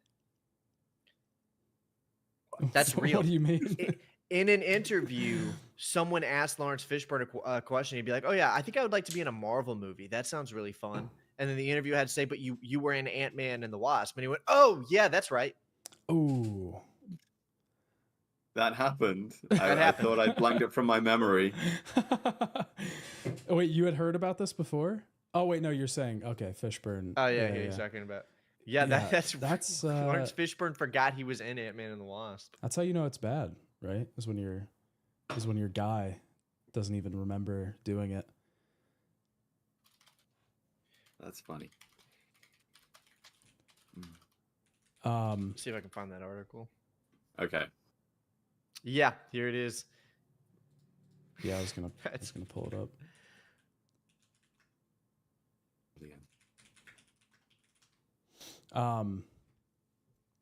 Speaking That's of so funny. I just rewatched the clip. Go on. speaking of Marvel, I couldn't find it fast enough. Speaking of Marvel, I'll link it. Oh wait, yeah, I wanted to talk about this too. The Dead Rising remaster. Evan, you were telling me about this. Yeah. So you've never played Dead Rising, right? No, that's a game series that I've always wanted to play for the channel though, because it seems really, I don't know, just really fun. It is really fun. It's so good. It's got a great soundtrack too. Both the first 2 games have great soundtracks. I think you would like it. I think you would like Dead Rising a lot. Yeah, I want to check it out. Maybe if this version is good, then I can check it out. What's the feeling though on this? Well, they're saying that it's, I mean, they're calling it a remaster, but all of the graphics look almost like a remake. Mm-hmm. But apparently it's like the same game. Apparently it's exactly the same game in practice, and they've just changed the graphics, which is why they're calling it a remaster. But I think I said this on Twitter, but Frank West looks really bad. The main character looks really bad. And I don't know why they did that to him. I was talking about that with Son the other day. His design looks really fucking odd. Like, I don't know how they got away with doing that. Yeah, I'm trying or to why find, they did there it. it is. Yeah, this Yeah, is so what if you can Some pictures up here, yeah. Yeah, this is what he compare looks him. like. Find him in Dead Rising 1, find him in Dead Rising 4, and then compare it to that. What the hell? Why? All right, that's the original, right? Now look up Dead Rising 4. He was the main character in that. Which I say that because it's newer, so you can see that it's not like a graphical thing. So this is him in 4, and then this is him in the remake. Yeah, I mean, he certainly looks different. I just don't know why they gave him a flat nose. That thing annoys me. I don't know why. Yeah, he looks like a villain. Yeah. In a Pixar movie. He looks like he's the villain Yeah. of a Pixar film. Why did they do that? I mean, the Dead Rising 4 cover looks more like the original. Mm-hmm. This is more ammunition for Grums in his campaign, I guess. Yeah, this says we don't know much about the new edition, but it appears to be akin to a remake and has made some big graphical changes. That is like a weird thing how the terms the terms don't those two terms don't seem to have any sort of continuity. Is this made by Capcom? Yeah, I mean, Yeah, if it's there's being another done developer, in-house. yeah, I Okay. bet I don't think there's another developer. It's Capcom, That's good. which And- gives me right? which gives me a little more hope for it because I Yeah. mean, Capcom typically delivers. Like Resident Evil 4 remake was the bomb. So Yeah, they have a pretty good track record as far as these things go. Yeah. I just what is going on in the industry where they hate protagonists' faces? What is happening with that? I mean, I said this the other day, but I think when we were talking about it, but I think, I think this whole thing is like, it just stems from people,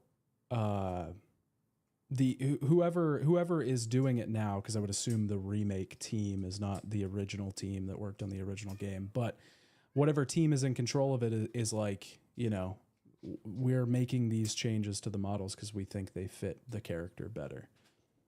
Yeah. And whether that works or doesn't work, whether it does actually fit the character, whether it doesn't is, it is up to interpretation. But I think that's the motive behind it, at least. Yeah, I can understand that idea. I just really don't. I don't really agree with their.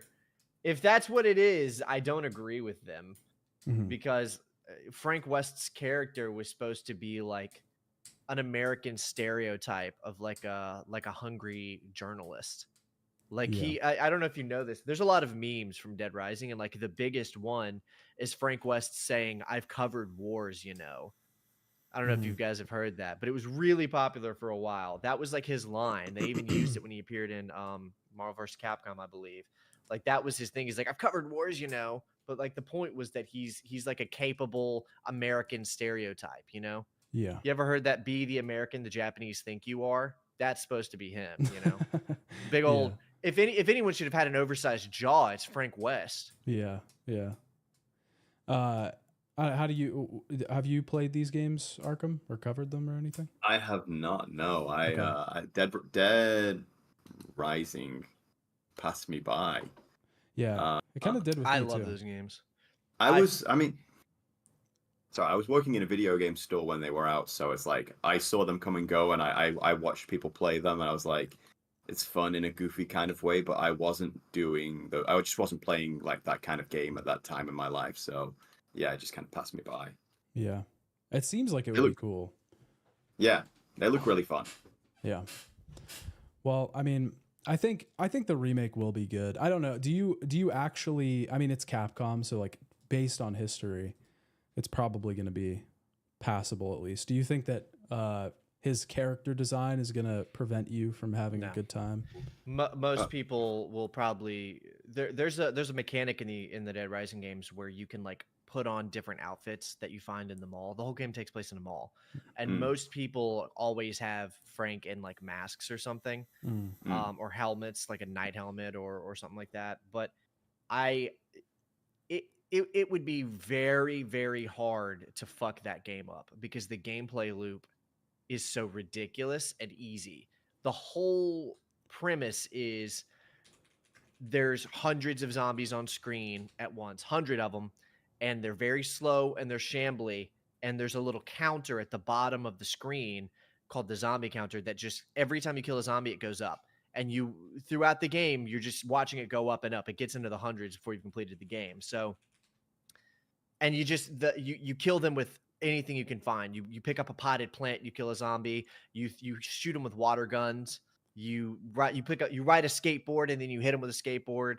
Anything you can find. You pick up toys, like a toy sword, and you throw it at them. Anything that's in the mall, you kill zombies with it. So that's really hard to fuck up. Like if you can you just pick things up and hit zombies. That's it. That's just the whole gameplay loop, and you just run throughout the mall. It's kind of like an open world, but the whole game is just a hub world. It's the mall. You can go anywhere with the mall. So like the hardware stores where you find chainsaws, you can grab a push lawnmower and like he lifts it up, and you just run over zombies with a push lawnmower, and just blood goes everywhere. Brain dead. Yeah, it's Party's fantastic. over. Party's over. Yeah. It's Absolutely love that movie. one of the best zombie games to ever be released. So I can't fathom that can fuck it up, honestly. I mean, they could proactively try to, but again, as you say, Capcom's output has been very consistently good. So yeah. Yeah, it's like I hesitate to call it a hack and slash game because it's really not, but it's kind of, you know, it's very mindless button mashing, killing zombies. It's going to be really hard for them to do it poorly. Yeah. Fred Naff in chat says, I think more people are upset the voice actor is different, like Dead Rising 4. Yeah, that's another big problem. They should have gotten the original. He was iconic. Yeah. That's obviously for different reasons. That's a problem that Remedy have got with the Max Payne remake now because James McCaffrey's passed on. So yeah, how are they gonna like? Could AI? I mean, I hope not. That would go over real well. Have they released any information? Because I was looking or thinking about that the other day. Like, have they released any information on whether like his performances were done for that, or if they weren't planning, or if they were just planning on using original audio files or anything? Because I haven't seen anything. Sam Lake did the voice for the first game, right? No, it was Sam Lake James. was the face. Yeah, It wasn't James McCaffrey for the second game. Who did the voice for the first game?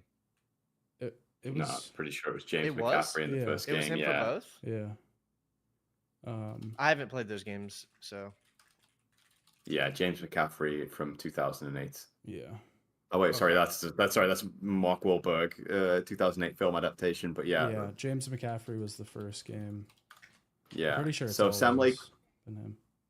they basically sort of pasted photographs of everyone in the office onto all of the different characters. There's actually quite a funny story about how they needed bases for goons, and like the guy who came to refill the vending machine at the office was like is actually like a villain in the game that you can shoot. I think they should get Mark Wahlberg to do the remake lines. Yeah. Absolutely not. Absolutely not. I think it should be Mark Wahlberg. I mean, if you want the game to bomb, sure. What if he did really good though? Oh well, if he could He do would. it, if he could do it really good, then that's fine. But I just don't think he could. I mean, just Thomas Jane did the voice of the Punisher in the game, and his performance in the game was better than his performance in the movie. Fair play. Fair play. Well, who knows? Well, I mean, you know, he has the right to audition as as anyone else does, I guess. But Yeah. They probably couldn't afford him, to be honest. Well, they're still saying that Alan Wake 2 hasn't made any profit, which is Yeah. kind of interesting. Yeah, I was shocked on that one. Kind of depressing because I mean that calls into question like the whole thing they're trying to do now. But I don't know. I think as long as they have enough to make Control 2, I think things could be financially all right, because Control was a way bigger hit, and I think Alan Wake came out so long ago it didn't have the same name recognition. A lot of newer people didn't really know what was going on with it and stuff. Yeah, It's a massive passion project. Yeah, like for sure. yeah, like I would also go ahead. I was just saying the reaction, like Sam Lake's reaction on Twitter after he finally announced it, it's just like days of Alan Wake 2 announced, Alan Wake 2 announced in block capitals. It's like, yeah, this man has wanted to do this for a long time. yeah. I would believe it if Alan Wake 2 didn't turn a profit. But I would really like to know how the AAA video game industry quantifies its profits. And I talked about this on the stream a long time ago, actually. But it's a little known secret in the movie industry a film is not considered a big budget film is not considered profitable until it's made its budget back twice. So it has to make its budget back, then it has to make its budget back a second time, and it's still not considered profitable.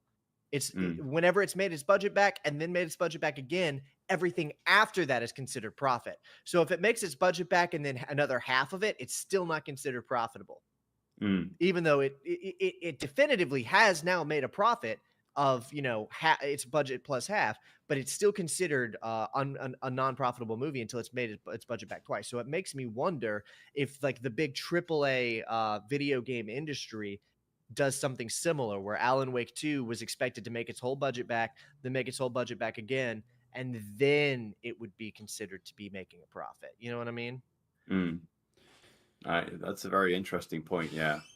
I mean, at the end of it, it's not like we're hearing news of Remedy getting shut down anytime soon. So it's, Do it's we ever obviously hear done. news of that before it happens, though? Not yet. Yeah, that's true. Yeah. But We just wake up to it. Yeah, it was still a huge commercial success. Like it feel like it won it was like the best horror game of that year. Like nominated for a lot of stuff, won some awards, very high profile release.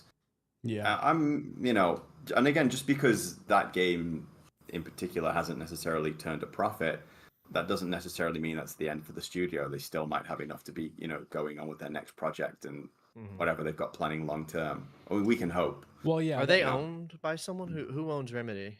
Microsoft? No. They broke from Microsoft. That's how that was the whole thing. That was like they had to get the license for Alan Wake back from Microsoft. I think they were working with Epic on Alan Wake 2. Yeah. But if they're independent, then no one's going to shut them down as long as they're making enough money to keep the lights on. They're fine. Yeah. Yeah. I think. I don't know. Their revenue is pretty down. They have a lot of like shareholders, like investors. Tencent owns a big percentage of them, but I think their majority shareholder is like a member of the company. Tencent owns 14%, yeah. And then Sam Lake owns about 4%. But I don't know. This is why it's so hazy these days, especially with stuff like this, because you have games like Hi-Fi Rush that came out. Yeah. That were seemingly very successful. Oh yeah, Sloppy Joe mentioned that. Seemingly very successful, but then the studio gets shut down. And I've said this before, I don't know how you would do this, but like, I don't think it doesn't seem that hard to implement, but I just think there needs to be some sort of infrastructure for reporting sales numbers on games. Like that should be public information. There should be a box office for video games like this. It is sometimes incredibly difficult to get sales data on a game, especially if a game did poorly. You don't know how, the company's rarely ever going to tell you that the game did super poorly. Like the Final Fantasy, the second Final Fantasy VII remake game that came out, they just weren't announcing sales. So analysts had to figure out based on the physical sales in the Japanese market, compared to the last one, it may have made this much, blah, blah, blah.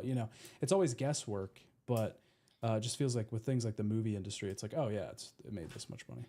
Well, there was a really similar problem. Do you guys remember that recent writers' strike that happened in Hollywood like a year or two ago? A big part of that was that streaming services were not revealing numbers. Yeah. So people would direct and write and star in a series for a streaming service, and they would have no idea how it performed. They wouldn't know. They wouldn't know how much money it made. They wouldn't know how many people were watching it. They wouldn't know anything. And a big part of that strike was that streaming services had to start telling people how profitable some of these series are. Yeah. Because they would just keep playing it super close to the chest, And I guess maybe it's somehow more profitable to some of these studios to not unveil the numbers. I don't know what the thought process is behind that, why they wouldn't be transparent about how a game is performing. Well, I mean, I think it works when a game is doing well, right? Like when a game sells a lot of units, you'll see companies will post this series, whatever, has sold 50 million units. This game has sold 10 million units, whatever. So a game that's why I was saying, like, a game that's successful, it's really easy to figure out how much a game made. But you don't always have, that doesn't always happen, I think was my point. It seems like more transparency with that kind of thing would be good. It's also selfish because I just want to be able to go to a website and look up this game made this much money. Yeah. Some games do report their sales, but some don't. Yeah.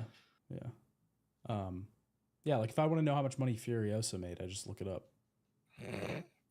And I have. Yep. And I've screamed. Apparently that movie did not do well. It's a shame. Try putting Mad Max in the Mad Max movie. There's not going to be a next time. Did you see? Oh. Did you see Tom Hardy the other day? He did an interview and they were like, "What? Oh, are you going to be in Mad Max: The Wasteland?" And he was like, "I don't think that's happening." Oh, maybe you should have done that one instead. Maybe you should have put Mad Max in the Mad Max movies, and Mad Max fans would have gone. Dude, it was Just a a good thought. movie, bro.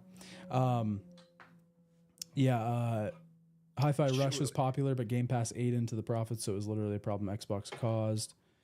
Yeah, I mean, that's true, and that's a whole other complication as well, as like with the Game Pass models or the Epic exclusive models, we have no idea how much money people are getting from these deals. We don't know, that affects profitability as well. We don't. It gets really complicated, and then it becomes so hard for us to tell if a game was profitable that we have these perceptions outside. It's like, oh yeah, that game did great, and then you have a studio like Hi-Fi Rush that gets shut down because it wasn't profitable enough. So I think it's just so hard to tell now. Yeah. I mean, imagine how you guys would feel if they announced the fourth Max Payne game, and it was actually Max Payne wasn't in it. It was about one of the characters from Max Payne 3, and it was that character's name, a Mad Max game. That would be sick. Not Mad Max, Max Payne. A Max Payne game, yeah. Too many Maxes. Can see where you're going. Can see where you're coming from, yeah. I can't fathom that game would perform super well. They're like, oh, dude, new Max Payne game, and Max Payne isn't even in it. Please, his name is Alan Payne. Okay, get Alan Payne. Alan Maxwell Payne. Maxwell Alan Mad Alan Payne. Max Awake. My favorite X-Man is Patrick Picard. Yeah. That's the one. Yeah. I'm not shocked at all that Furiosa didn't do fucking well, is what I'm saying. I know, but I was talking about games. I wasn't really. I was going off on a different thing. I was still caught up on the you were Furiosa thing. stuck on that. I'm just mad because I see people being like, "Oh, dude, why did Furiosa?" I see it everywhere. Everybody's complaining, and I'm like, I can tell you why. Just acknowledge it.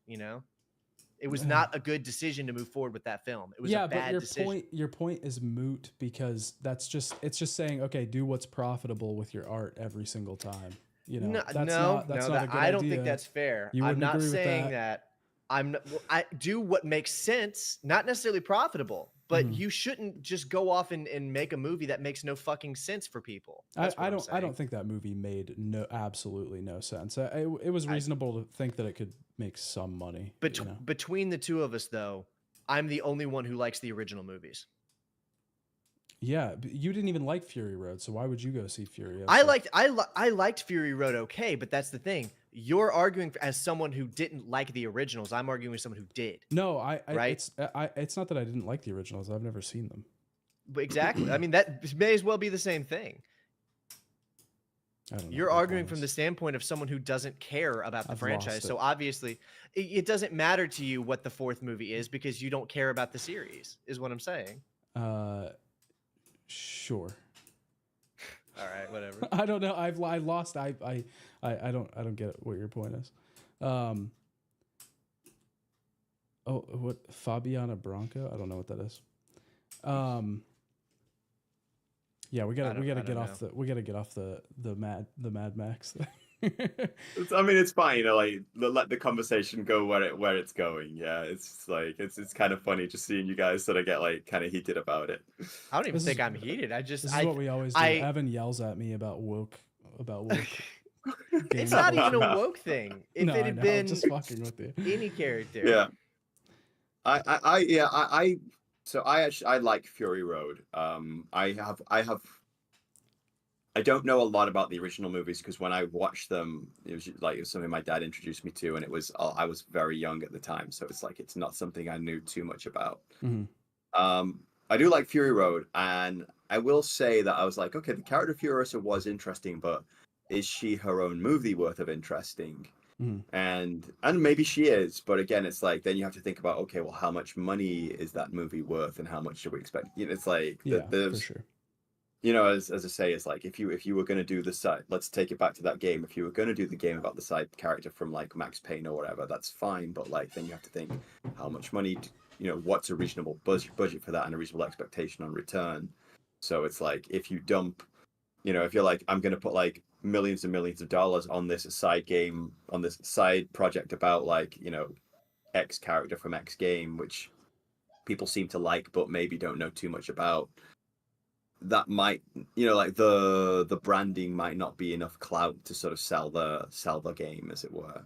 That's Yeah. kind of Like, that's yeah. pretty much exactly what I was trying to say. You just said it better than I did. Oh, I mean, thank you. son, you all the time say you don't feel bad for people when they like buy a new car when they should have not spent the money that they didn't have on it. You know what I Yeah. mean? Mhm. It's the same thing. It's all I'm saying is I see people complaining, why didn't you go see Furiosa? And it bothers me because I didn't want to watch Furiosa. I don't care about Furiosa. You Yeah. know what I Okay. mean? Yeah. No, yeah. But I like the franchise. Yeah, I get that, and I agree with you, and I know why Furiosa did poorly. I think it's, yeah. I was just fucking with you. I didn't know I'm you a were little gonna get bit so bitter, tuned though. up about fucking. I'm tuned up. Well, I'm a little bit bitter because I like Mad Max, and now the Yeah. series is dead because they made a stupid fucking movie. Even if it's great, Mhm. they shouldn't have made that. They shouldn't have gone, or at the very least, they should have. Mad Max is not a universe. It's not a cinematic universe. You Mhm. know, what are you doing? Yeah. You know, it's very clearly about a specific character. Like if they were gonna do that, it should have been like a 3-episode special streaming service, like they did with the John Wick thing.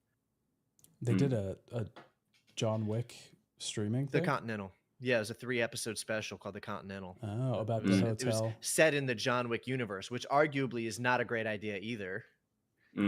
Yeah. The less we know about the John Wick universe, the better, because once That's you true. start to have, the more you answer those questions, the less sense it makes, right? Like that was the beauty of that first. Part of the beauty of the first movie was, first of all, was obviously like the pure righteous revenge power fantasy.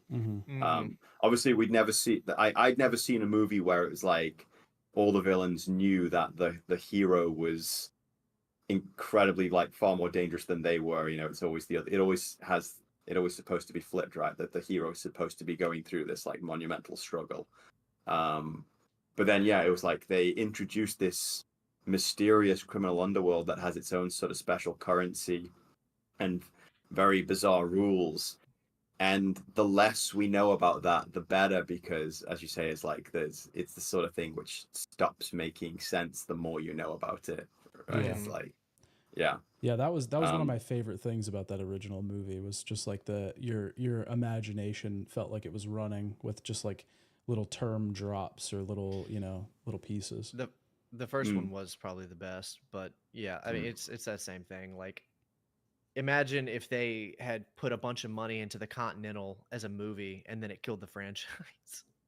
I mean, are you really going to be mad at? Well, it's really not that. It's the fact that people are like angry that people didn't go see Furiosa. You know, it's like, well, they made a movie that the original fans were not interested in. I mean, I definitely don't. I'm not angry people didn't go see it. I think that's yeah, but I've seen a lot of that online. That's probably a vocal minority. But it's also people like seeing the death cries of theaters and like finding something to blame, because Sloppy Joe said, yet Zack Snyder gets to make all the Rebel Moons he wants. I doubt it. I think that's it. Not for much longer. Yeah. I think that Rebel Moon Part 1 and 2, I don't think Zack Snyder is going to get to do whatever he wants going forward. Well, actually, that was it. He's I guess we were just talking about like the Saudi stuff last week because we were talking about Embracer, but the Saudis are interested in making a UFC movie with Zack Snyder. So he's gonna get like $3 trillion to do whatever the fuck that is. Yeah, but he can't just do whatever he wants. He's got to make the movie they want him That's to. true. Yeah, that's gonna be some That tight, big, some tight and he's control there. and he's gonna have to because he got to do whatever he wanted, and it fucking sucked. Mm. I'm a Zack Snyder fanboy, and those movies are fucking shit. They're terrible. Rebel Moon. It's a moon that's a rebel. God, it's so bad. Okay, you guys want to plug your stuff? We wrapping it up? Yeah, I think it's about time. Arkham, what are you working on? What do you got coming out? Your last video, by the way, was fantastic. Or not your last video, the one before that, the one on the Thaumaturge was a great game. And that's probably like my game of the year as well. Like because I'm not a big Elden Ring fan. I will get into it at some point, but yeah, like Thaumaturge was awesome. Tonight, so in about 15 hours. So my Sekiro video is already uploaded, and it's time to go about midnight tonight Japan time, which is in about 13 hours. Awesome. 40, so that's up, and then I will be doing Sifu next. That's the videos. So that's a good choice. Yeah, that's a great choice. That was a great little game. I absolutely love that game. Yeah. And it's a game that because I don't, even though I'm finished with the story, and I certainly haven't unlocked all the arenas, but it's just a game I could see keeping on my hard drive almost indefinitely for like when I need a 10-minute break to just beat up some motherfuckers. It's just like, it's so fun. So that's gonna be the next video. And then yeah, I had a bit of a spending spree in the GOG sale, and I'm gonna do probably some like narrative adventure or point and click adventure stuff after that, because I just want to calm down a little bit now. I've killed a lot of people in the last couple of months, it's like Souls games and Sifu. I'm like, okay, let's do, I just finished A Space for the Unbound for the second time, and it's this wonderful little high school slice of life story that's also a very deep, sort of look at depression and anxiety and all these other horrible things. And I was just like, I was in tears by the end of it. I was like, oh my God. You need to play a farming sim or something. Yeah, I have to talk about this now. Yeah. I also there was a video I watched. I forgot the name of the dude now. He's going to kill me.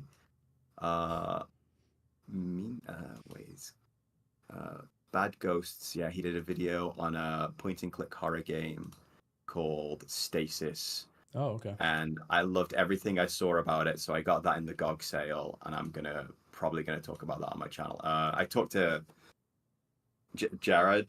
I talked to Jared about it, and he loves it too. So I'm like, okay, I have to play this game now. So. Yeah, for sure. Awesome. Well, you got a slew of good stuff coming up. Everybody I hope so. Go check out Arkham's channel. He makes great videos. Evan, what you got? Nothing big coming up, but my retrospective on Killzone 2 came out last night. So if you're interested in some PS3 FPS history on Killzone 2, you can head over and check that out. That's pretty much it. Killzone 2. Hell yeah. Just crossed 15K subs too. Yes, Congrats. very exciting. Congratulations, you, for that. dude. Yeah. Thank you. I have my Metal Gear Solid 2 video came out last week. If you haven't seen it, go watch it. Very happy with the response to that video. I've been putting a ton of time into the Metal Gear series. And then I have a video Sunday coming out about indie games and why you should be playing more of them. And I went through a bunch of indie games that came out recently in the past year that I really liked. I talked to some developers about the games that they made. It's really cool. You should check it out. I want to get more people to play these really cool games. So watch that. And next week, 7 p.m. Eastern Standard Time, back here for another episode of TGG. Thank you, everybody, for coming out, chatting, hanging out with us. Thank you, Arkham, for being here. We appreciate it. My pleasure, mate. Thank you for inviting me. Yeah. Of course. And we will see you next time.